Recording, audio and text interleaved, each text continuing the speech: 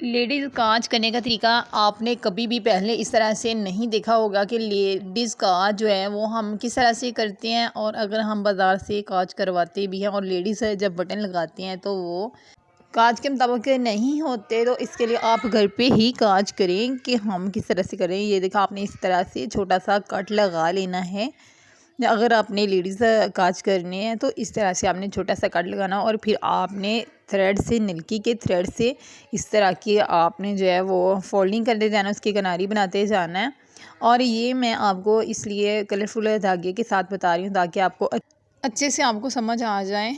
तो इसके लिए आपने इस तरह से थ्रेड से आपने इसकी किनारी बनाते जाना है और ये एक जो है वो काज बहुत ही प्यारा बन के रेडी हो जाएगा। इसके लिए आप जो कपड़े के बने हुए बटन हैं वो भी इस तरह लगा सकते हैं और फिर जो दूसरे बटन होते हैं उसके लिए भी ये जो है काज वो आसानी रहेगी, आसानफुल रहेगा। और इस तरह ये जो है वो अपनी शर्ट्स पे जो है इस तरह काज कर सकते हैं और ये बाद में हमारी काज की जो है वो लुक आ गई है।